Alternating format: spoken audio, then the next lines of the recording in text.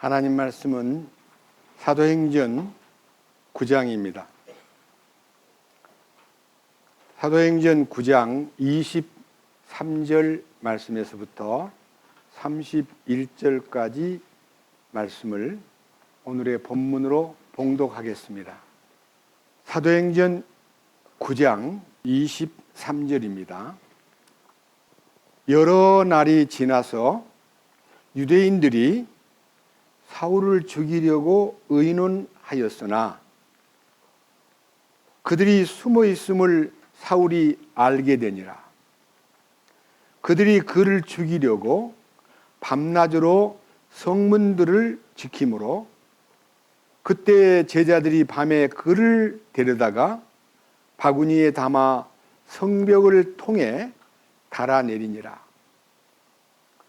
사울이 예루살렘에 가서 제자들과 합류하려 하였으나 그들이 다 그를 두려워하며 그가 제자된 것을 믿지 아니하되 바나바는 그를 데리고 사도들에게 가서 그가 길에서 주를 본 것과 또 그분께서 그에게 말씀하신 것과 다마스쿠스에서 그가 예수님의 이름으로 담대히 선포한 것을 그들에게 밝히 말하니라.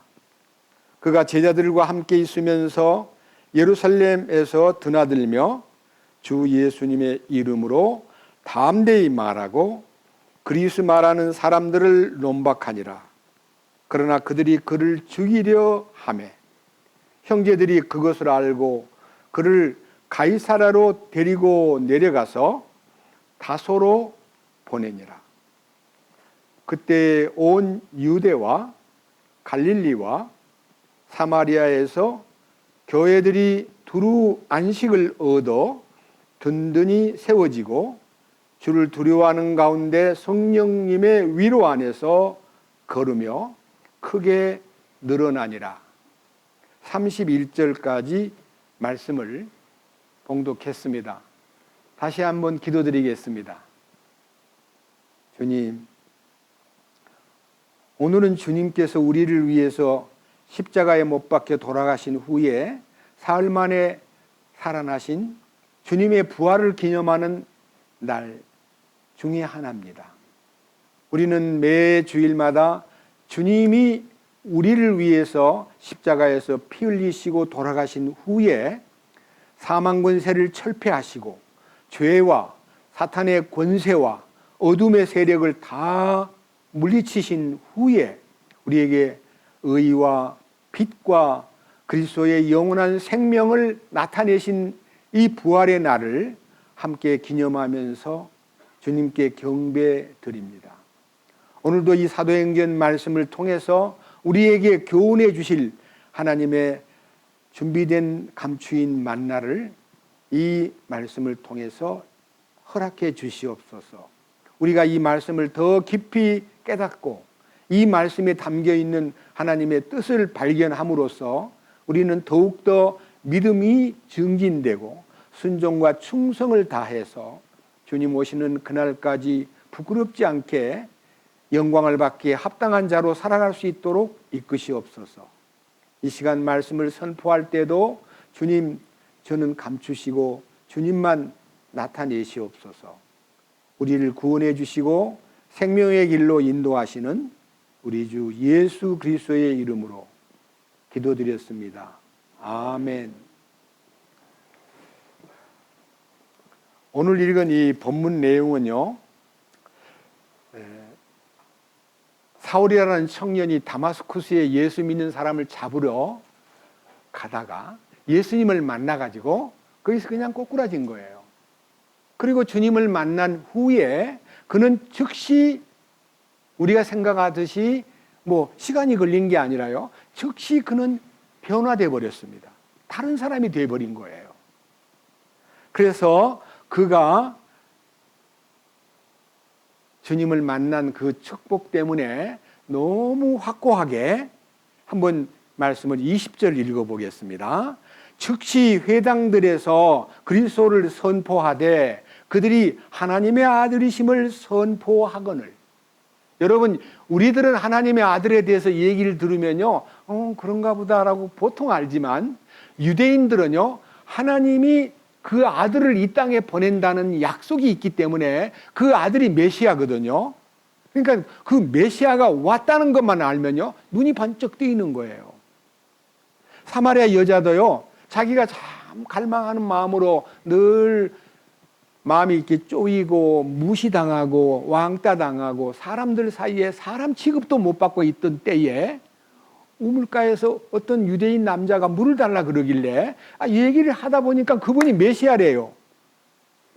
네가 기다리는 그가 나로라 하고 자신을 말하는 순간에 그 여인은 물동이를 버려두고 동네로 뛰어들어가서 나의 모든 과거를 다 아시고 나에게 말씀하신 분을 와보라, 그가 메시아다 하고 이 사마리아 사람한테 메시아라고 얘기하니까 막 우르르 몰려와가지고 그 우물가에서 예수님을 만나는 장면을 여러분 한번 상기해 보십시오.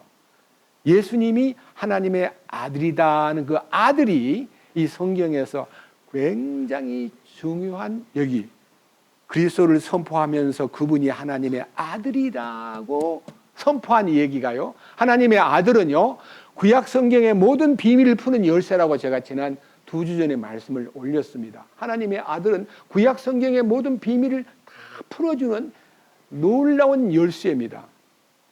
믿음의 열쇠, 구원의 열쇠, 천국의 열쇠, 다 그 하나님의 아들 이름 속에 들어 있습니다. 그래서 우리가 이 성경을 읽을 때 사울이 그냥 유대인들이 모이는 회당에 들어가서, 이 회당이라는 것은 오늘날 우리가 생각하는 어떤 장소일까를 여러분들 조금 더듬어 이해해 주시기 바랍니다. 성전을 잃어버린 유대인들은, 성전이 없는 시대가 언제냐면요, 옛날 바벨론 포로 때부터 성전이 무너져 가지고 어떤 면에서는 헤롯의 성전이 중건돼서 서기 70년에 로마 타이터스에 의해서 성전이 무너지고 지금 2000년이 다 돼가는데도 그들은 성전이 없기 때문에 그들이 유대인 공동체가 세상의 디아스포라로 흩어져 있으면서 모일 곳을 만들다 보니까 회당이라고 하는 그들의 이름으로 시나고그라는 집을 준비해가지고 유대인들은 다 거기 모여서 예배도 드리고 세상의 모든 정보도 나누고 서로 친목을 도모하고 서로를 위로하는 장소가 회당입니다. 유대인들은 다 모여요. 그 장소에. 믿든지 안 믿든지 다 모이는 거예요. 유대인이 모였다는 곳에 대해서 이 사울이라는 청년이 거기 들어가 가지고요, 회당에서가 아니고 회당들에서니까요, 여기저기 회당을 돌아다니면서 예수님이 하나님의 아들이라는 것을 선포한 거예요. 여러분, 하나님의 아들이라는 비중을 여러분 앞에 선포하기 위해서 이사야 말씀을 하나 짚고 넘어갑시다. 제가 지금 갑자기 이사야가 여러분에게 소개해 줘야 될 말씀의 굉장히 중요한 하나의 뜻이기 때문에 이사야 말씀에서 하나님의 아들이라는 이름이 이렇게도 중요하구나 하는 것을 여러분 앞에 선포하고자 합니다. 11장, 이사야 11장입니다. 이사야 11장 1절입니다. 이새의 줄기에서 한 막대기가 나며 그의 뿌리에서 한 가지가 나서 자랄 것이요, 주의 영 곧 지혜와 명철의 영이요 계략과 능력의 영이요 지식과 두려움의 영께서 그 위에 머무시며, 여기에 7영, 성령의 역사 속에서 주의 영, 지혜의 영, 명철의 영, 계략의 영, 능력의 영, 지식의 영, 주의 두려움의 영께서 이새의 줄기에서 나오는 한 아들이 나온다라고 예언을 했는데요, 이새의 아들 다윗이요, 이새의 아들 다윗이 시편에서 외치기를, 자, 시편 2편 가겠습니다. 시편 2편은요, 시편 2편 1절. 어찌하여 이교도들이 경노하며 백성이 헛된 일을 꾀하는가? 땅의 왕들이 스스로 나서며 치리자들이 함께 의논하여 주와 그분의 기름 부음 받은 자를 대적하며 이르기를. 여기 기름 부음 받은 자라는 말은 메시아라는 말입니다. 그다음 그들이 결박한 것을 우리가 끊고 그들이 묶은 줄을 우리에게서 내던지자 하는도다. 하늘에 앉으신 분께서 웃으시며 주께서 그들을 비웃으시리로다. 그때 그분께서 진노하사 그들에게 말씀하시고 심히 기뻐하지 아니하사 그들을 괴롭게 하시며 이르시되 그럼에도 내가 이미 내 왕을 내 거룩한 산 시온에 세웠노라 하시리로다. 내가 칙령을 밝히 보이리라. 주께서 내게 이르시되 너는 내 아들이라. 이날 내가 너를 낳았도다. 내게 구하라. 그리하면 내가 이교도들을 내게 상속물로 주고 땅의 맨 끝지역들을 내게 소유물로 주리라.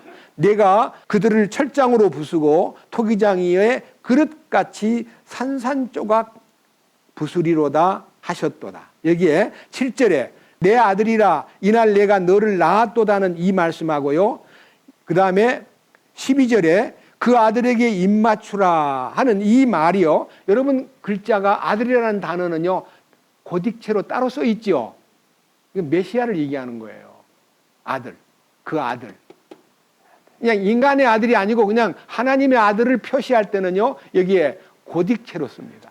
이게 여러분 개역 성경에도 이렇게 표시는 안 돼 있고 킹 제임스 성경에 영문 성경에는 아들이라는 단어가 대문자로 나타나 있습니다.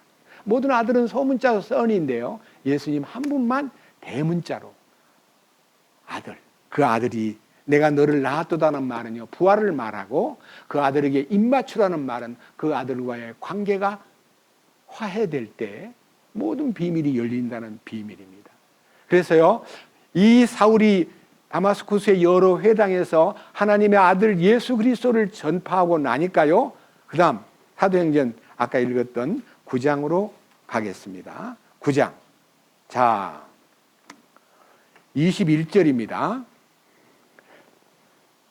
그의 말을 들은 모든 자들이 놀라 이르되 이 사람은 예루살렘에서 그 이름을 부르던 예수님 이름을 부르던 자들을 멸하던 자가 아니냐. 그가 여기 온 목적도 그들을 결박하여 수제사장들에게로 끌어가고자 함이 아니냐 하더라. 저 사람이 여기 다마스쿠스에 온다는 소문을 들었을 때는 예수 믿는 사람을 잡아다가 감옥에다 넣으려고 여기 왔다는 사람인데 아니 그 자가 어떻게 예수님 얘기를 하느냐. 얼마나 당황하고 얼마나 놀라워했겠습니까. 그렇게 이제 문제가 돼가지고 막 술렁이고 있을 때에 그 다음 22절 그러나 사울은 점점 더 힘을 얻어. 이 힘은요 딴 사람이 불어넣어 준 힘이 아니라 성령께서 힘을 불어넣어 주셔가지고 그 다음 보세요. 뭐라 그랬습니까? 그분이 예수님 이분이 바로 그리스도임을 메시아임을 입증하며 다마스쿠스에 거하던 유대인들을 당황하게 하니라. 여기 제가요 당황했다는 말이요 뭘 얘기할까를 여러 성경을 뒤져보니까요 개역 성경에는 유대인들을 굴복시키니라 이렇게 번역이 되어 있는데요. 다른 성경에는요 현대어 성경에는 감복시키니라고 되어 있고요. 현대인의 성경에는요 어리둥절하게 만들었다고 되어 있고요. 그 다음에 캐톨릭 성경에는 당황하게 만들었다고 되어 있어요.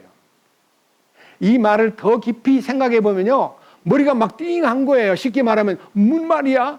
아니 저자가 예수 믿는 사람 잡아오려고 여기 온 걸로 아는데 왜 갑자기 저렇게 됐어? 하고 이 사울이라는 청년이 뒤집어진 것에 대해서 이해가 안 되니까요. 어떻게 갑자기 여기 와서 예수 믿는 사람 잡아간다고 잡으러 왔다는 사람이 예수 믿는 사람 얘기를 하느냐. 예수님이 하나님의 아들이심을 말하느냐고 매우 당황하고 그를 그 다음 보십시오. 그 다음 뭐라 하는 거 아니에요? 23절.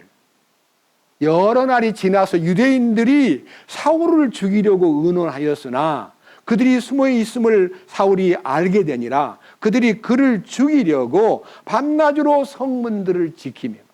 여러분 예수 믿는 사람 잡아 죽이러 온 사람을 이제는 거꾸로요. 유대인들이 모아가지고 야 아니야 저 사람은 엉터리야. 저 죽여버려야 돼 하고 이 사울은요.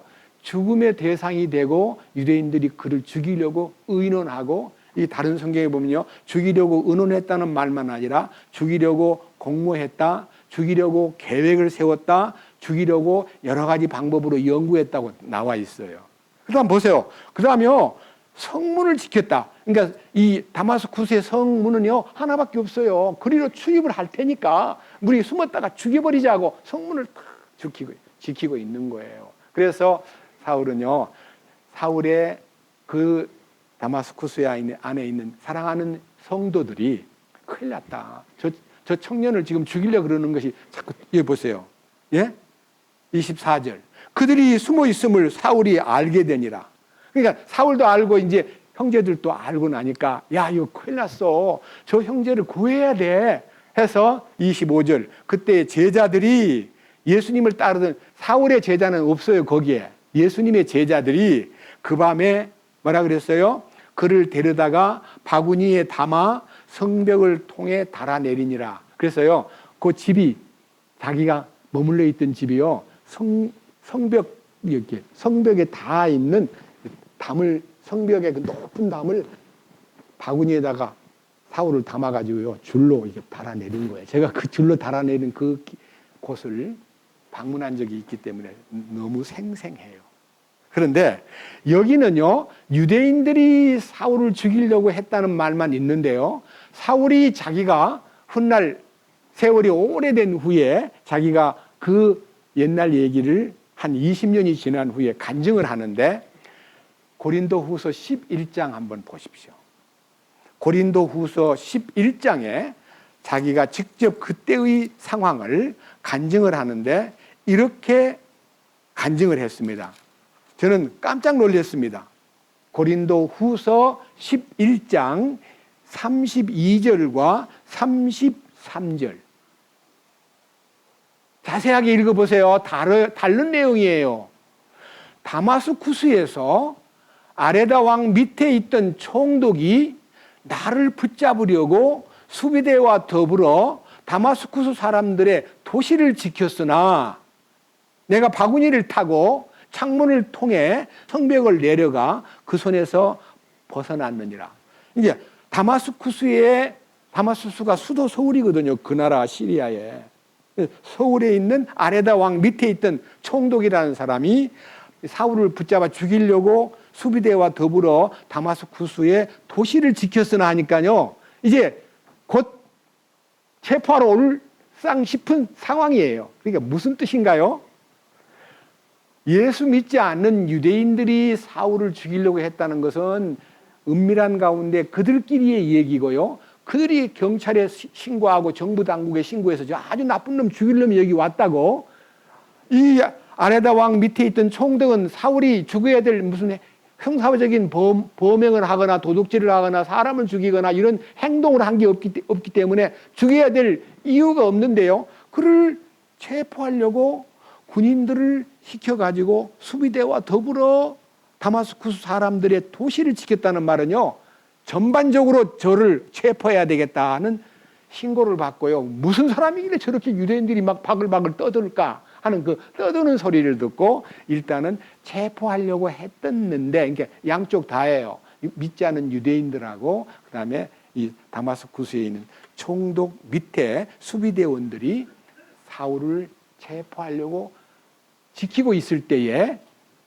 놀랍게도 바구니를 타고 성벽을 내려갔다. 밤에.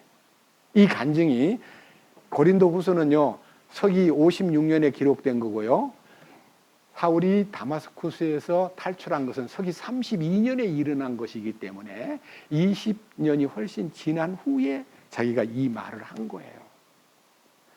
여기 계신 사랑하는 형제 자매님들, 사울은요, 예수 믿는 사람을 죽이는 일에 앞장서서 스데반을 죽일 때도 앞장서서 가편 투표를 던지고 너무너무 못되게 굴었는데, 이제는 거꾸로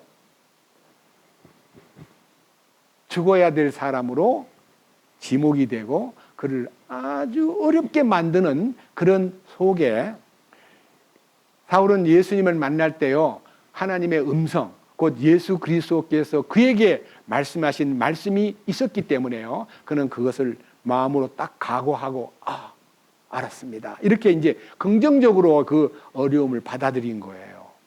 다시 우리 사도행전, 이제 주님이 사울과 면접할 때 들려주신 사도행전 9장을 보겠습니다. 사도행전 9장 15절입니다. 9장 15절. 그러나 주께서 그에게 이르시되 내 길로 가라. 그는 이방인들과 왕들과 이스라엘 자손 앞에 내 이름을 전하기 위해 내가 택한 그릇이니라. 그가 내 이름으로 인하여 얼마나 큰 일들로 반드시 고난을 겪어야 하는지 내가 그에게 보이리라. 그러니까 아나니아를 보고 찾아가서 주님의 뜻을 말해주고 눈을 띄워주고 그를 침례도 주고 여러 가지 이제 지시를 내리면서 그는 내 이름을 위하여 많은 고난을 겪어야 한다는 것을 내가 그에게 보여준다 했기 때문에요. 사울에게 미리 주님께서 네가 내 이름을 위하여 얼마나 큰 고통을 받을 것인가를 내가 너에게 미리 보여준다고 그 환상을 다 미래를 보여주신 거예요. 그래서 그는 전도하고 다니면서 말로 다 못할 어려움을 당하면서 그가 어떤 면에서는 도저히 감당하기 어려운 일들을 당할 때 그는 주님이 네가 내 이름을 위하여 고난을 받고 말로 다 못할 어려움을 당한다는 얘기를 들었기 때문에요. 무슨 일을 만나든 무슨 사건이 닥쳐오든 그는 담담하게 주님이 나에게 미리 보여준 것과 같이 내가 이 고난을 다 이겨야 된다는 데 대한 각오가 서 있었습니다. 고린도 후서 11장 보겠습니다. 다시 고린도 후서 11장 23절. 고린도 후서 11장 23절. 그들이 그리스도의 사역자냐? 내가 어리석은 자처럼 말하거니와 나는 더욱 그러하도다. 내가 수고를 더욱 넘치도록 하고 매도 지나치게 맞고 감옥에도 더 자주 갇히고 여러 번 죽을 뻔하였으니 내가 유대인들로부터 40에서 하나 뺀 매를 5번 맞았으며. 여러분, 유대인들이요 사람을 칠 때요 여기 40번을 때리는 형벌이 최고의 극형이에요. 근데 40번을 때리면 죽으니까요 하나를 빼요. 39번을 맞아요. 근데 그 매가요 엄청나게 혹독한 매인데 그런 매를요 5번이나 맞았어요. 저는요 여러분 제가 성경을 많이 읽었기 때문에 군대 가서요 별로 잘못한 것도 없는데 무조건 그냥 줄바따예요. 연대기합을 주는데요. 제가 이등병 제일 마지막에 있는 제가요 위에서부터 40명 가까이 되는 사람이요 또 일어나가지고 제일 위에서부터 아래로 막 때려요. 그 다음 두 번째가 또 아래로 때려요. 마지막 저는 아무도 못 때리고 맞기만 39대를 맞은 거예요. 그러니까 제가요 사도 바울은 5번이나 맞았는데 나는 이제 1번밖에 안 맞았어. 2번쯤 맞았거든요. 그래서 제가요 그 아픈 거를 엉덩이가 다 헐어버렸어요. 그냥 작은 매로 때리는 게 아니라 야구방망이로 때리는 거예요. 군대에요 65년도 제가 입대했을 때요. 오랜 옛날 얘기예요. 진짜 군대 갔다 와 그 당시에 계신 분이 우리 배영재님은 군대에서 그렇게 맞았는지 모르겠네요. 저는요 신병교육대 인사과에 근무하면서 이유는 제가 교회 다닌다는 이유 때문입니다. 왜 수요일날 교회를 가냐? 일요일날만 가지 하고 수요일날 교회 간다고요. 기다렸다가 우리 내후반원을 전부 다 줄 세워놓고 제가 올 때까지 기다리고 있다가 딱 오니까 엎드려 뻗쳐! 너 임마! 너 때문이야 임마! 하면서 연대기합을 주는데요. 주여, 주님 어떻게 이것을 이길 수 있습니까? 사도 바울은 40에 하나가만 매를 5번이나 맞았다던데 저는 오늘 처음 이렇게 헤아려 보니까 40명이 나는 맞기만 맞았으니까요 39대 맞은 거 아닙니까? 야, 그걸 아픈 거를 막 의자에 앉을 수가 없는데요 하도 아프니까 근무를 할 수가 없는 거예요. 그런데 이제 놀라운 얘기는요 제 밑에 하나가 또 누가 들어왔는데 그 친구는 사단의 높은 분을 아는 분인가 봐요. 한 번 맞고요 사단의 높은 분한테 가서 엉덩이를 보여주면서 맞았다 그러니까요 높은 분이 신병교육대에다가 전화를 걸어가지고 야 왜 길게 사람을 때려? 하고 막 강하게 막 압박을 가하니까요. 조사가 나와가지고 그 후부터는 연대기합을 안 주는 훈련소가 되었습니다. 저는요, 그 친구, 제 밑에 온 이등병이 높은 분이 아는 분이 있어가지고 그거를 보여줌으로써 제 부대 안에 매 때리는 일, 연대기합 하는 것을 중지시킨 두 번째 맞고요, 중지가 됐습니다. 저는 왜 이런 말을 하느냐? 제가 이 말씀으로 위로를 받았거든요. 21살 때. 이 보세요. 그뿐이 아니에요. 여러분 사도 바울이요. 그 다음 보세요. 25절 3번 몽둥이로 맞고 1번은 돌로 맞고 3번은 파선을 당하여 한밤과 한낮을 밤과 낮 그러니까 하루 종일 내 깊음 속에 있었으며 자주 여행을 다니면서 물들의 위험과 강도들의 위험과 동포들의 위험과 이교도들로 인한 위험과 도시에서의 위험과 광야에서의 위험과 바다에서의 위험과 거짓 형제들 가운데서의 위험을 당하였고 또 지치고 아프고 여러 번 밤을 새우고 굶주리고 목마르고 여러 번 금식하고 추위를 당하고 헐벗었노라. 이렇게요. 말로 다 못할 역사 속에서 이렇게 세세하게 기록한 사도들의 고통받은 기록은 없어요. 이게 한 군데밖에 없어요. 그런데 그가요, 그렇게 매를 맞고 어려움을 당하면서도 28절 박해 있는 그 일들 외에도 날마다 내게 닥치는 것이 있으니 곧 모든 교회를 위하여 염려하는 것이라. 그러니까요, 자기가 개인적으로 막 고통을 받고 그렇게 어려움을 당해도 마음으로는 걱정하는 것이 뭐냐면 교회를 향한 걱정. 주님의 성도들이 보존받고 잘 되기를 바라는 그 기도 때문에 자기의 그 개인의 어려움을 극복했다는 간증입니다. 여러분 이런 거 읽을 때요, 그냥 보통으로 읽지 마시고 이 복음을 위해서 주님의 명령을, 지난번 여러분 주님의 명령이 7가지 명령이요. 사울아, 너는 내가 너를 유대인과 이방인들 틈에서 끈집어내가지고 내가 다시 그들에게 너를 보낼 텐데 너는 그들에게 첫째 뭐라 그랬어요? 사도행전 26장 18절. 이 말씀을 사도 바울에게 내가 너를 부르는 목적이 첫째 내가 눈을 열어준다. 눈을 연다는 말은 장님을 눈뜨게 해준다는 말이 아니라 마음의 눈을 열어주신다. 영의 눈을 열어주신다는 이 하나님을 볼 수 있는 눈, 성경을 볼 수 있는 눈, 하나님의 영광스러운 계획을 볼 수 있는 눈을 열어줌으로써 두 번째는 어둠에서 빛으로, 세 번째는 사탄의 권세에서 하나님께로, 그 다음에 네 번째는 죄들의 용서를 받고, 다섯 번째는 내 안에 있는 믿음을 통해, 여섯 번째 거룩이 구별되고, 마지막 상속 유업을 받게 하려고 내가 너를 보내는 거야. 이 기독교의 기본 진리인 7대 과제가, 제가 이제 이거는 설명을 세부적으로 못했는데요, 제 마음에서 기도하는 가운데 확신이 온 것은 다음 여름 수양회 때 이 26장 18절을 주제로 해서요, 이 7가지 테마를 세밀하게 어떻게 눈이 열리며 어떻게 어둠에서 빛으로 옮겨지며 어떻게 사탄의 권세에서 하나님께로 옮겨지는가에 대한 체험을, 실제적인 간증을 성경을 통해서 입증하고 우리가 모두가 다 이 말씀에 연합될 수 있기를, 마지막 상속 유업을 받는 데까지 가야 되니까요.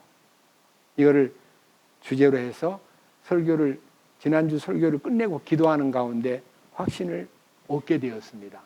여러분 기대해 주십시오. 자, 그런데 오늘 이 거룩한 사명을 지닌 사울이라는 청년이 주님의 이름으로 이제 출발을 하는데 죽이려고 막 하니까 그를 특별한 방법으로 이렇게 피신을 시켜가지고 그는, 여기 본문 다시 봅니다. 사도행전, 이제는 아까 읽었던 그 성경 본문 9장.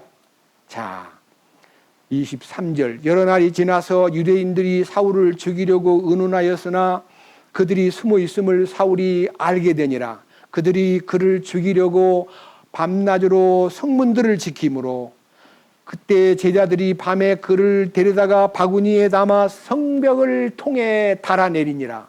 사울이 예루살렘에 가서 제자들과 합류하려 하였으나 그들이 다 그를 두려워하며 그가 제자된 것을 믿지 아니하되 바나바는 그를 데리고 사도들에게 가서 그가 길에서 주님을 본 것과 그분께서 그에게 말씀하신 것과 다마스쿠스에서 그가 예수님의 이름으로 담대히 선포한 것을 그들에게 밝히 말하니라. 그가 제자들과 함께 있으면서 예루살렘에서 드나들며 주 예수님의 이름으로 담대히 말하고 그리스마라는 사람들을 논박하니라. 그러나 그들이 그를 죽이려 하매 형제들이 그것을 알고 그를 가이사라로 데리고 내려가서 다소로 보내니라. 이 짤막한 기록이요 엄청난 많은 뜻을 내포하고 있습니다.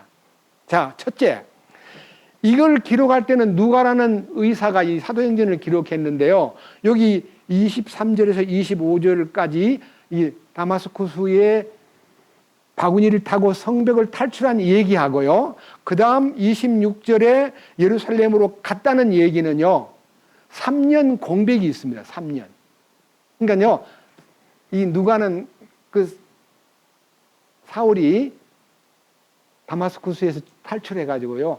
아라비아로 내려간 3년을 기록을 빼뜨렸습니다. 근데 자신이 이제 사도 바울 자신이 갈라디아 교회에 보내는 편지에서 여기에 빠진 내용을 이제 딱 열어주었는데 여러분들도 한번 관찰합시다. 갈라디아서 1장 11절부터 자 24절까지를 읽어야 되는데요.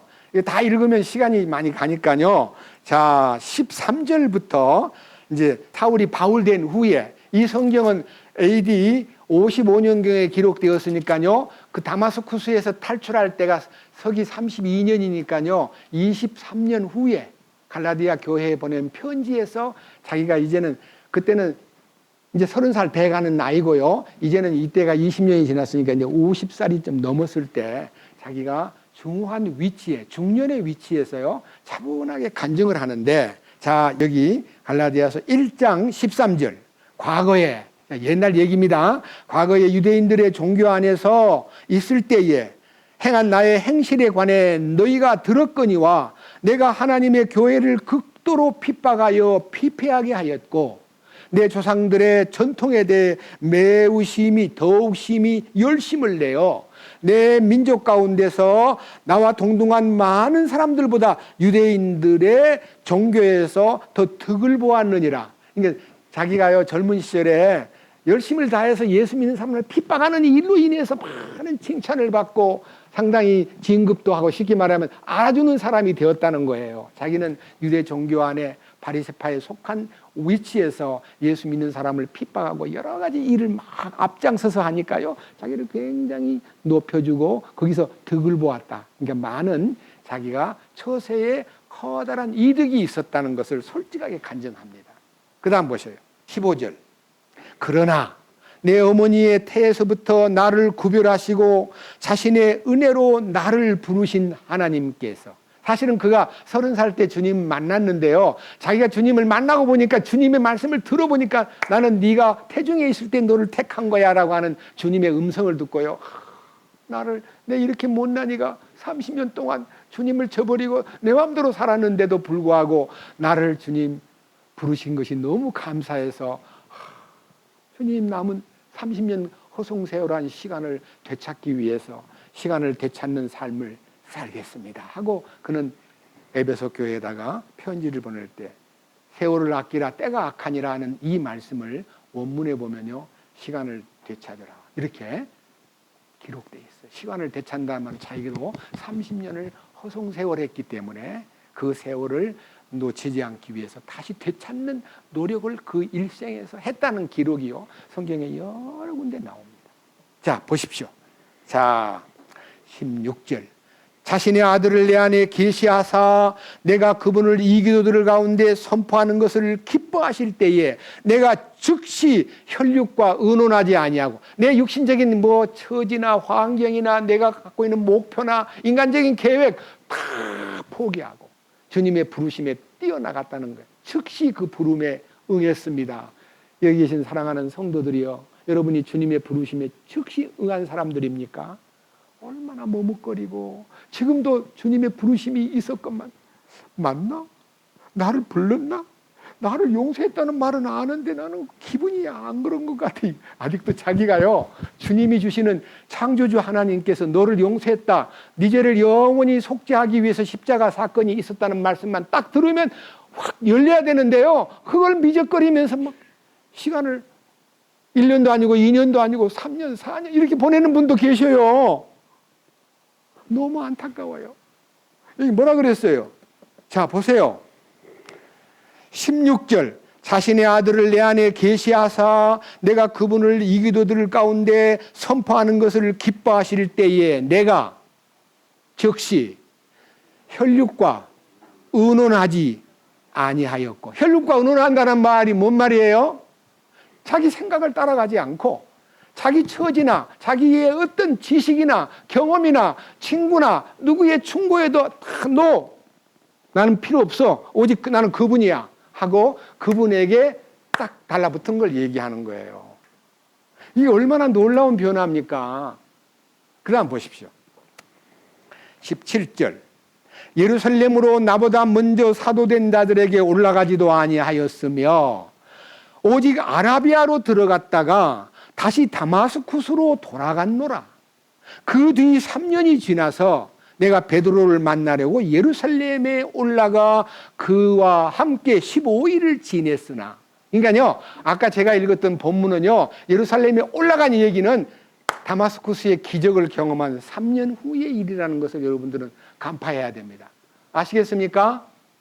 본인의 얘기예요. 누가가 들은 얘기 가지고 성령의 음성으로요, 사우디로 가가지고, 사우디 여기 아라비아로 가가지고 시내산 밑에서 3년 동안 주님께 훈련받은 그 기도의 시간은요, 거기서 빠져 있는 거예요. 그러니까 성경을 볼 때요, 이런 것이 보여야 돼요. 예루살렘 처음부터 사도들한테 만나러 가지 않고 아라비아로 갔다가 그 아라비아에서 다시 다마스쿠스로 돌아갔다가 그 다음 3년이 지나서 뭐라 그래요? 예루살렘으로 올라가 보름 동안 사도들을 만났고, 그 만나러 올라갔는데 여기 19절, 주의 형제 야고보 외에는 다른 사도들을 보지 아니하였느라. 그러니까요, 은밀한 가운데 막 나 사울이요, 나 구원받았어요, 나 주님 만났어요 하고 야단을 치지 않고요, 참으로 낮은 자리에서 예수님의 야고보서를 기록한 예수님의 동생 야고보하고 딱 만나고요. 그 다음 보십시오. 20절, 보라, 이제 내가 너희에게 쓰는 것은 하나님 앞에서 거짓말이 아니로다. 그 뒤에 내가 시리아와 길리기아 지방에 들어갔으나 그리스도 안에 있던 유대의 교회들이 나를 얼굴로 알지 못하고 다만 과거에 우리를 핍박하던 자가 한때 자기가 멸하던 그 믿음을 지금 선포한다는 것을 듣고 나로 인하여 하나님께 영광을 돌렸느니라. 소문이 3년 뒤에 사랑하는 성도들을 만나서 찾아가서 얘기를 해도 당신 진짜야?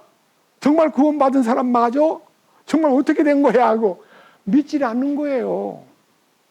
그래서 그는 할 수 없이요, 유대인들에게 찾아가서 자기 얘기를 할 수가 없어서 이방 땅에서 움직이다가요, 정식으로 예루살렘을 3년 후에 방문했다가요, 그 다음에 14년 후에 예루살렘에 또 올라가요. 그게 이제 사도행전에 2번에 걸친 사건이 있는데요. 한 번은 아까 얘기한 이제 9장에서 믿지 않고 의심하고 이렇게 좀 이렇게 정말이야?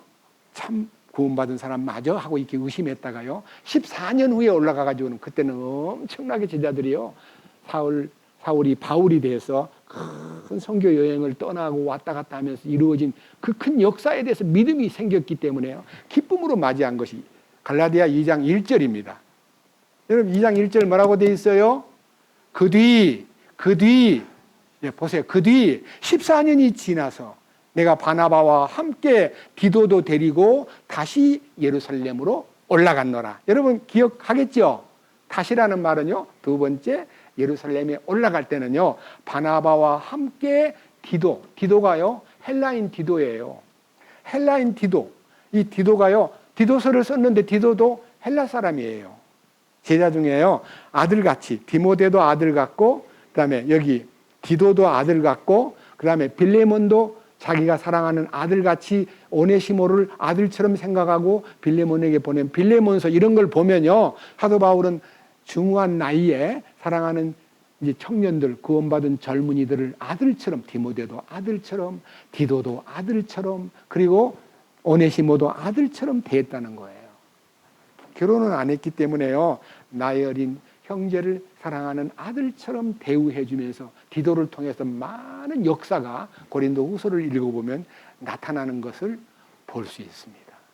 자, 그런데 오늘 이게 더 이상 이제 각 옆으로 번지지 않고요, 사도 바울의 이 행적을 보면요, 너무너무 마음이 뜨겁습니다.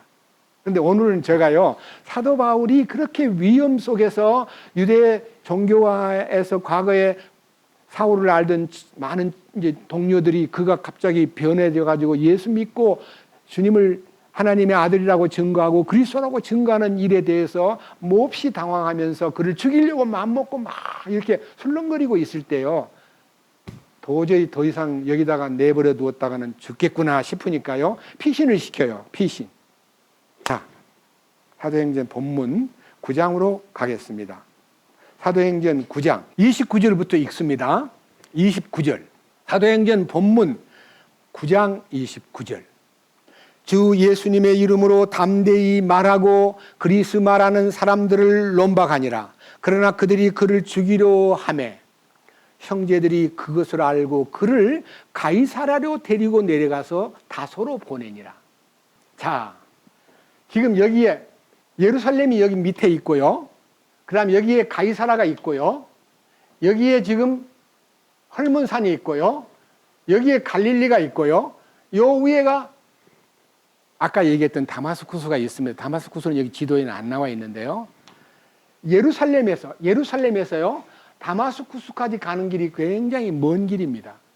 그런데 지금 그가 예루살렘에서 사람들이 막 죽이려고 그러니까 그를 어디로 보내냐면요, 예루살렘에서 가이사라로 보냈다가 다소라고는 터키의 남부 지역에 있는 길리기아 다소라는 사울이 출생한 고향이에요. 너 고향에 좀 가 있으라고 보내는데, 왜 바로 저 성경 읽다가요, 왜 바로 예루살렘에서 다소라는 고향으로 돌려보내야 마땅한데 가이사라를 거쳐가게 했을까? 이걸 놓고요, 처음부터 읽다가 주님 왜 가이사라를 두르라고 했어요? 요 30절, 형제들이 그것을 알고 그를 다소로 보내니라. 그러면 간단할 텐데 왜 가이사라를 데리고 내려갔다가 그 다음에 다소로 보냈을까 하고 이 과정. 자, 기도를 다시 펴보세요. 왜 성경을 읽다가 제 마음에 의문이 일어나가지고 지난 수요일부터 시작해가지고 목, 금, 토, 일, 오늘 새벽까지요, 주님 가이사라 왜 예루살렘에서 다소로 바로 안 보내고요 가이사라를 거쳐가야만 됐습니까 하고 이제 가이사라에 대한 연구를 했어요. 여기 보세요. 왜 가이사라를 거쳐가게 했냐면요, 이스라엘의 도, 우리 같으면 이제 경상도, 전라도, 충청도 하듯이 도가요, 여기 요 분홍색 약간 핑크색을 띠고 있는 때가 유대 지방입니다. 유대 지방은 이스라엘의 수도가 있는 예루살렘이기 때문에요, 여기는 베들레헴이라는 왕족이 태어난 곳도 있고 양반 동네입니다. 양반 동네. 그 다음에 저 갈릴리 지역, 갈릴리 바다 근방에 있는 갈릴리 지역은 쌍놈 동네입니다. 쌍놈. 천민들이. 천민. 그가 얼마나 천민인가를요, 제가 킹제임스에서는 표시가 잘 번역이 안 돼 있는데요, 여기 개역 성경에는 이사야 9장을 여러분 그냥 듣기만 들으세요. 제가 읽어볼게요. 이 갈릴리 지역이 어떤 지역인가를 여기 이렇게 표시했습니다. 9장 1절입니다. 전에 고통받던 자들에게 흑암이 없으리로다. 옛적에는 여호와께서 스볼론 땅과 납달리 땅이 멸시를 당하게 하셨더니 후에는 해변길과 요단 저편 이방의 갈릴리를 영화롭게 하셨느니라. 흑암에 행하던 백성이 큰 빛을 보고 사망의 그늘진 땅에 거주하던 자에게 빛이 비치도다. 여기에 천대받고 멸시받던 스볼론 땅과 납달리 땅 했는데요. 여기요, 요 근처가 이 근방이 스볼론 땅이고 납달리 땅이에요. 그러니까 여기가 가버나움 지역이고 가나 지역이고 나사렛 동네인데 이 갈릴리이 천대받던 지역이에요. 그러니까요, 나다나엘이 나사렛 예수, 그러니까 어떻게 갈릴리에서 선한 자가 나올 수 있어? 말도 마. 그런 말 하면 안 돼. 나 성경 보니까 베들레헴에서 나온다 그랬는데 무슨 나사렛에서 선한 자가 나온다 그래 하고 무시할 정도로 나사렛 동네는 천한 동네예요. 천한 동네. 멸시받던 동네예요. 그 다음 사마리아는 무슨 동네입니까? 예? 요한복음 4장에 물 달라 그러니까 어떻게 유대인이 사마리아 사람 나를 보고 물을 달라 하시나이까? 가로. 이는 사마리아인은 유대인과 상종치 아니함일러라. 물도 안 얻어먹고요. 예. 사마리아 사람이 먹는 우물물도 같이 안 먹는 것이 유대인들이에요. 그러니까 뭐예요? 멸시 정도가 아니고요. 완전히 왕따시킨 참으로 버림받은 동네예요. 그러니까요, 갈릴리는 천대받고 사마리아는 무시당하고 오직 유대 지방에 있는 사람들만 이스라엘 땅에서 양반 노릇을 하는 시대였습니다. 그런데 이 복음이, 주님이 예루살렘의 복음이 딱 오면서 유대와 사마리아와 어떻게 해요? 땅 끝까지 이르러 내 증인이 되라 하는 약속을 하셨기 때문에요. 사마리아와 그 다음에 갈릴리 지역, 여기 갈릴리 지역까지 복음이 가야 되니까 이 31절 보십시오. 사도행전 9장 31절 뭐라고 되어 있습니까? 자, 다 같이 읽겠습니다. 사도행전 9장 31절 그때에 온 유대와 갈릴리와 사마리아에서 교회들이 두루 안식을 얻어 든든히 세워지고 주를 두려워하는 가운데 성령님의 위로 안에서 걸으며 크게 늘어나니라. 여러분, 놀라운 일은요, 이 성령이 역사를 하니까요, 그 지방색이나 천대받거나 멸시받거나 무시당하거나 왕따당한 사람들이 주님 안으로 싹 들어오니까요, 한 몸이 되는 거예요. 교회는 한 몸이에요.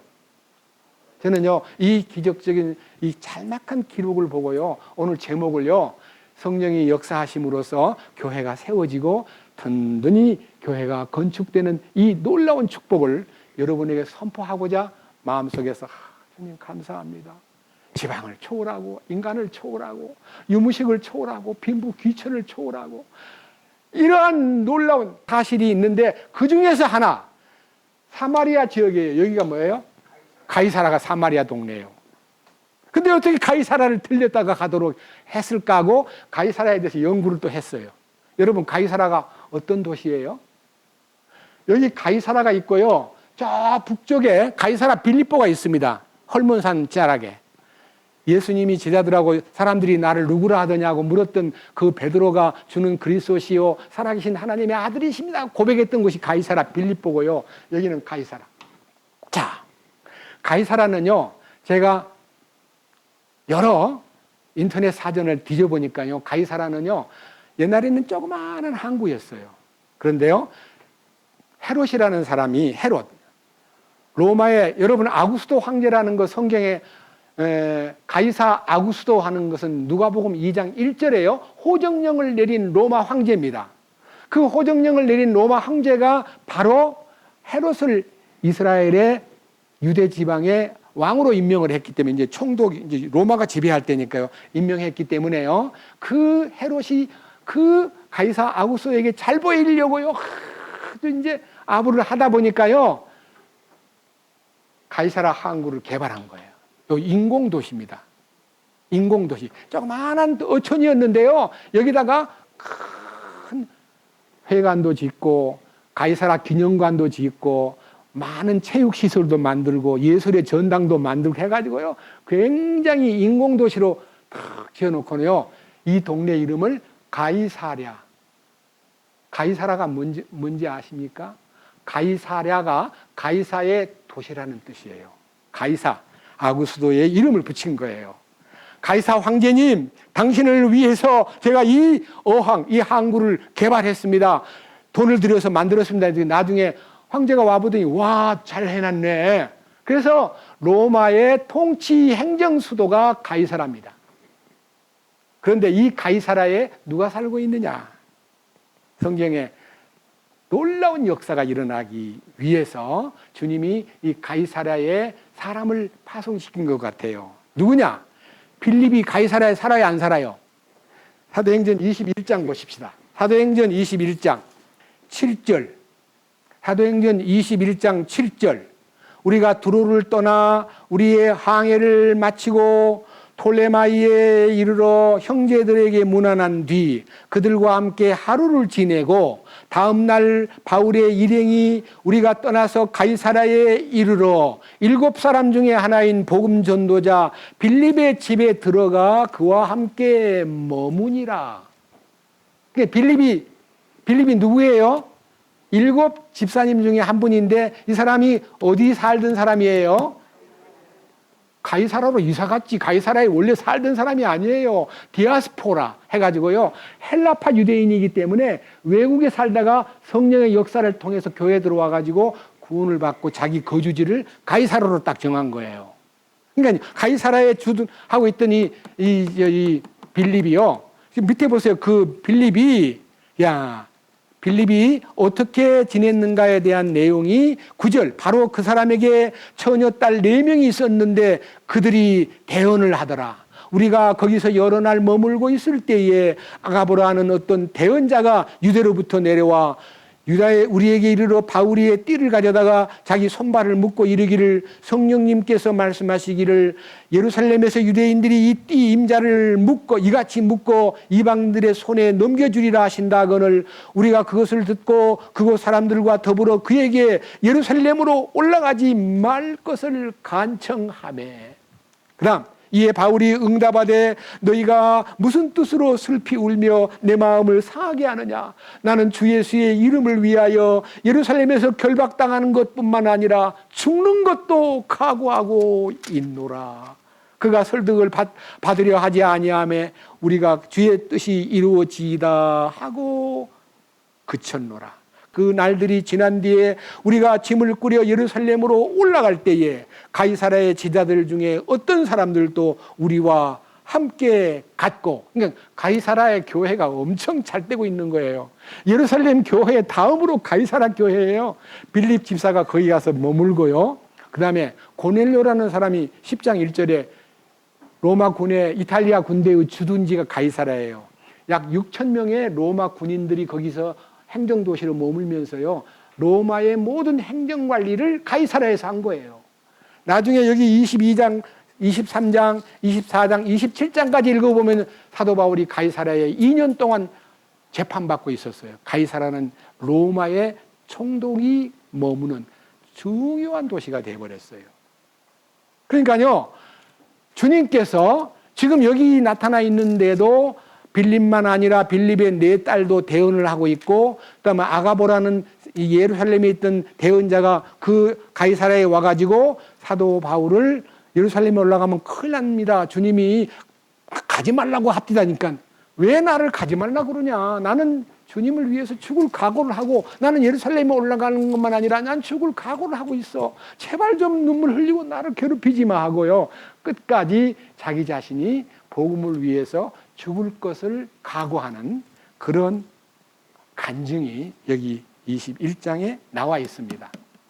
여러 가지를 통해 볼 때요, 이 가이사라 지역은 이스라엘 땅에 예루살렘의 교회가 왕성해져 가지고 복음이 처음 퍼진 것이 빌립이 사마리아에 가서 복음을 전했는데, 그 사마리아에서 복음을 전하다 보니까 가이사라를 빌립이 내가 여기 머물러야겠다 하고 거기에 머물렀고, 그 다음에 고넬료가 구원을 받을 때 베드로를 청에다가 구원을 받음으로써 이 가이사라의 부흥이요, 나중에 이 말을 듣고 교회에서 사람들을 파송하고요, 계속 가이사라의 복음 역사가 왕성해짐으로써 예루살렘으로 올라가는 바울에게 동행한 사람들이 21장 15절부터입니다. 그날들이 지난 뒤에 우리가 짐을 꾸려 예루살렘으로 올라갈 때에 가이사라의 제자들 중에 어떤 사람들도 우리와 함께 갔고, 그러니까요, 사도 바울을 뒷받침해 주러 예루살렘으로 같이 올라가는 가이사라의 성도들을 볼 때요, 가이사라의 교회가 굉장히 왕성해졌고 부흥된 곳이기 때문에 성령께서 가이사라에 들려라, 가이사라에 가서 힘을 얻고 그 다음에 다소로 가거라 하는 놀라운 역사가 배경에 깔려 있는 것을 제가 발견하고요, 가이사라에 대해서 새로운 생각을 갖게 되었습니다. 여러분, 왜 주님께서 가도 되고 안 가도 될 곳을 뭐하러 보냅니까? 꼭 가야 할 곳이에요. 그래서 이 밑에 보십시오. 자, 이제 사도행전 9장으로 갑니다. 30절. 형제들이 그것을 알고 그를 가이사라로 데리고 내려가서, 그러니까 가이사라에 가서 은혜 받고요, 충전하고 주님 은혜 가운데 이 사마리아 땅에 복음이 들어감으로써 거기 가면 빌립도 만나고 고넬료도 만나고, 쉽게 말하면요, 여러 가지 방법으로 주님의 손길이 그 베드로 바울에게 힘을 주기 위해서 가이사라에 들렸다가 거기서 다소라는 자기 길리기아 다소 지역의 고향 땅에 가서 피신하게 만든 거예요. 자, 그 다음 보십시오. 이제 사울이라는 청년은 피신해가지고 고향으로 갔고, 그 다음에 이제 교회가 31절. 그때에 온 유대와 여기 9장 31절입니다. 그때에 온 유대와 갈릴리와 사마리아에서 교회들이 두루 안식을 얻어 든든히 세워지고, 그러니까요, 우리가 상상도 못했던 교회의 부흥이요, 스데반이 죽은 후에 많은 성도들이 흩어지면서 사마리아에도 갈릴리에도, 그리고 지금 사울이 구원받고 자기 고향으로 갔잖아요. 고향에 가서 그냥 가만히 있었던 거 아니에요. 고향에 가서도 예수님의 이름을 전하고 거기에서 힘을 얻어가지고 나중에 이제 13장부터 보면요, 안디옥에 바나바와 함께 내려와가지고요, 이방 전도에 이제 파송을 하는 진지하고도 적극적인 활동이 시작됩니다. 저는요, 사도 바울이 사도행전 여기 9장에서 구원을 받고 그 이후에 사도 바울이 움직이는 모든 움직임 속에는요, 성령님의 지시가 있었고 성령님을 통해서 역사가 나타났고 그로 인해서 큰 기적이 나타났는데, 제가 그 기적 중에서 그때 가서 봐야 되겠지만요, 여기 사도행전 16장을 잠깐 보겠습니다. 16장 6절입니다. 이제 그들이 부르기아와 갈라디아 지방을 두루 지난 뒤에 성령님께서 그에게 아시아에서 말씀을 선포하지 못하게 하시더라. 그들이 무시아에 이른 뒤에 비두니아로 들어가려고 애쓰되 성령님께서 그들을 허락지 아니하심으로 그들이 무시아를 지나 드루아로 내려갔더라. 밤에 환상이 바울에게 나타났는데 마케도냐 사람 하나가 서서 그에게 간구하여 이르되 마케도냐로 건너와서 우리를 도우라 하거늘, 그가 그 환상을 본 뒤에 주께서 그들에게 복음을 선포하라고 우리를 부르신 줄로 확신하므로 우리가 즉시 마케도냐로 들어가려고 힘쓰니라. 이 성경을 이제 그때 가서 얘기하겠지만요, 대강만 얘기하겠습니다. 바울은요, 구원을 받고 이 복음을 할 수만 있으면요, 아시아 지역으로 복음을 전하러 가려고 마음을 먹었는데 주님이 딱 막는 거예요. 그래서 동쪽으로 가려고 막으니까, 여기 동쪽으로 가려고 막으니까 위에 있는 무시아에 이른 뒤에 비두니아로 간다는 말은요, 북쪽, 아시아의 북쪽 방향으로 가려고 이렇게 마음을 먹으니까 또 안 돼. 그래서 제재를 받으면서 밤에 이제 기다리고 있는데, 마케도냐, 저 건너편 그리스 지역의 마케도냐는 유럽이에요. 우리를 도와주세요, 우리를 건너와서 우리를 도와주세요 하는 환상을 본 다음에 주님 이거 뭡니까? 그랬더니 그리로 건너가.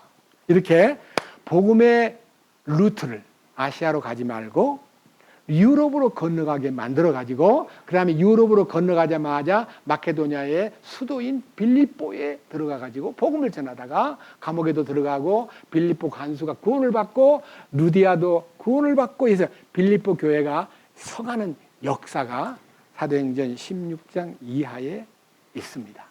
여러분 이게 뭡니까? 전적으로 사도 바울의 행로와 그의 진행 코스는 성령의 지시를 따라 움직였기 때문에 오늘날 이 세계의 복음이 먼저 야베 족속인 유럽에 들어가서 유럽을 완전히 변화시켜가지고 유럽을 뭐라고 얘기해요?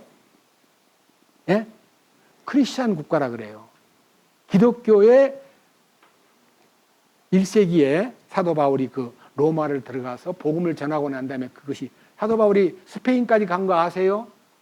로마서 16장에요. 스페인 간다 그랬어요. 스페인에는 사도 바울이 왔다 간 족적이 있어요. 기록은 없지만요. 성경에는. 예. 그래서 복음을 위해서 로마를 거쳐서 로마가 그 당시 세계의 중심이기 때문에 로마가 세계로 다 통한다 할 때예요. 복음을 들고 로마로 가서 로마에서 순교를 당하고 그 다음에 사도 바울로 인해서 퍼진 기독교의 복음이 유럽을 뒤덮었고 그 유럽에 퍼진 기독교의 복음이 이제 아메리카로 갔다가 그 아메리카에서 세계 각 나라의 복음이 그리고 우리나라도 늦게나마 19세기의 복음이 한국 땅에 온 거예요. 하나님의 경륜이라고 믿습니다. 그래서 우리는 이 사도 바울의 움직임이 여러분 성경을 볼 때 그냥 보지 말고 야 이렇게 주님이 코스까지 정해가지고 아주 세밀하게 바울을 인도하셨구나. 그리고 아까 얘기한 요 31절에 주의해야 될 것이 제가 이제 이걸 썼습니다.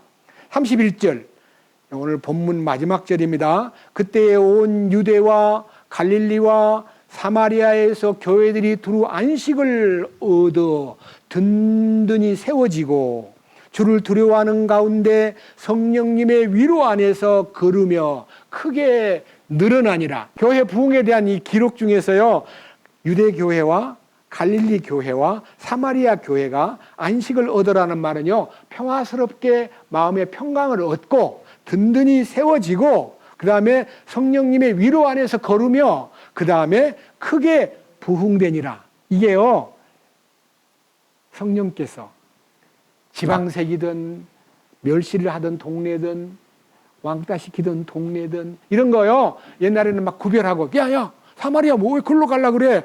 사마리아를 가려면 글로 가면 안 돼. 사마리아 동네를 피해가지고 돌아가야 돼. 사마리아 동네 땅 밟는 것도 안 좋아해요. 유대인들이. 갈릴리 있어도요. 사마리아를 거쳐갈 때도 반드시 돌아갔어요. 그 동네 땅 안 밟으려고. 그렇게 피하던 동네가 예수님의 복음으로 변화가 돼가지고 서로 위로하고 격려하고 사랑하고 서로가 통하고 서로를 인정하는 몸된 교회가 이루어졌다는 거. 여러분 이건 옛날 얘기만 끝나면 안 돼. 우리들도요 나하고 별로 안 친하고 나하고 원수 같은 사람도 구원받으면 뭐가 돼요? 형제가 되잖아요. 그래요 안 그래요? 우리는 북한이 우리한테 물론 이제 김정은이라는 정부가 문제가 있긴 하지만요. 우리를 괴롭힌다고 북한 사람 다 미워요, 안 미워요? 불쌍해요. 그들 구원을 받아야 돼요. 그것도 단순하게 예수쟁이를 만드는 게 아니고 반드시 그리스도인이 돼야 돼요. 주님과 관계를 맺고 십자가의 구속의 은혜만 얻는 게 아니라 십자가의 연합까지 깨달아가지고 자신이 처리되고 거룩하게 되고 그리고 주님 주신 믿음 안에서 상속유업을 이을 수 있는 상속권자가 되는 이 축복을 함께 공유하기 위해서 기도할 책임이 있습니다.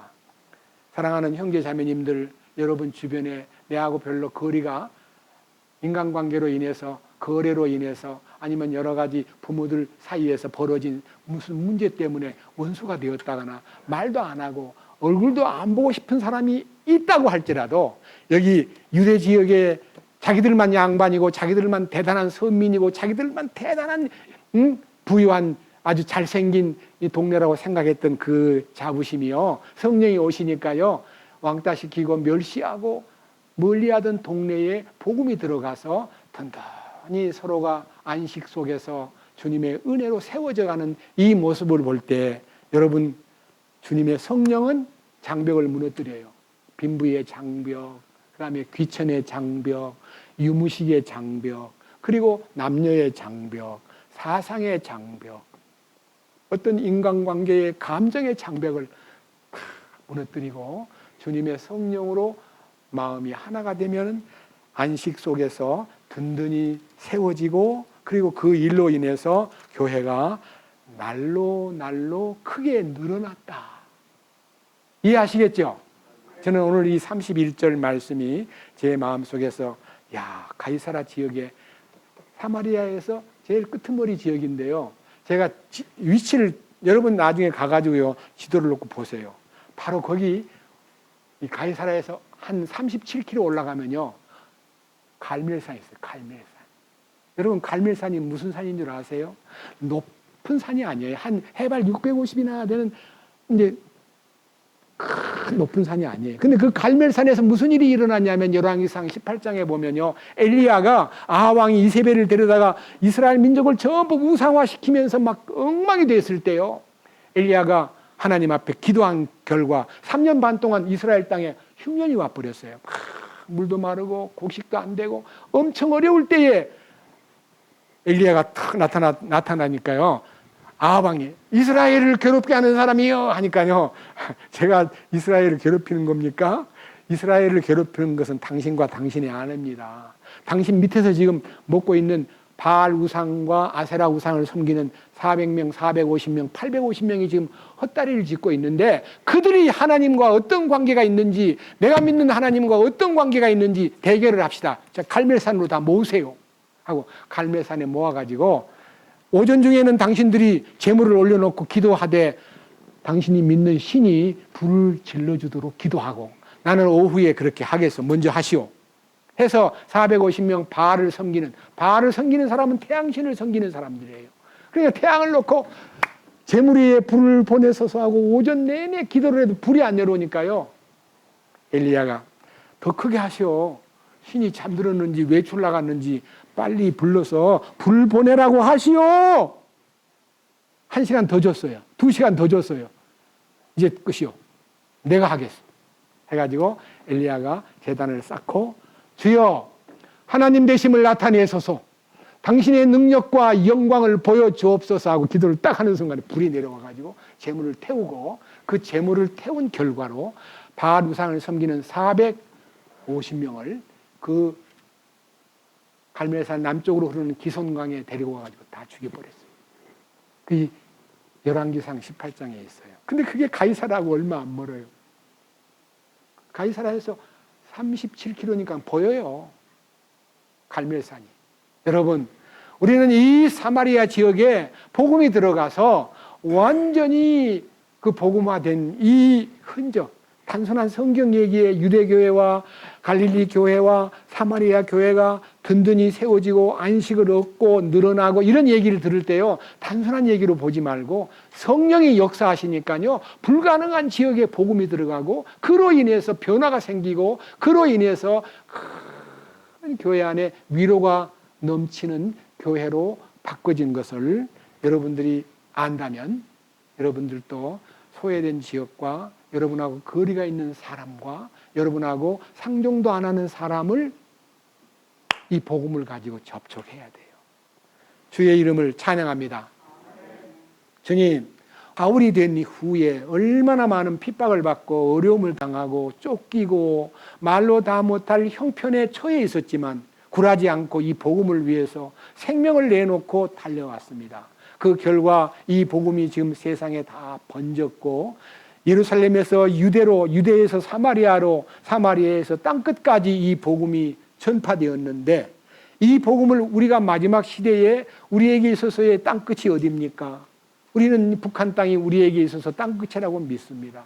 이 민족을 주님께서 사랑하시고 구원해 주셨사온즉, 이 북녘에 있는 우리의 동포들에게도 이 복음 안에서 먼저 통일되고 복음을 통해서 그리스도를 발견하는 놀라운 신비가 이 땅에 허락되도록 이끄시옵소서. 그리고 이제 마지막 시대에 이스라엘 민족의 구원을 위해서 우리가 무엇을 해야 하며 어떻게 처신해야 하며 어떻게 그들을 도와야 할 것인가에 대한 길도 열어주시옵소서. 우리를 구원해 주시고 이 마지막 시대의 사명에 우리의 눈뜨게 해 주신 우리 주 예수 그리스도의 이름으로 기도드렸습니다. 아멘.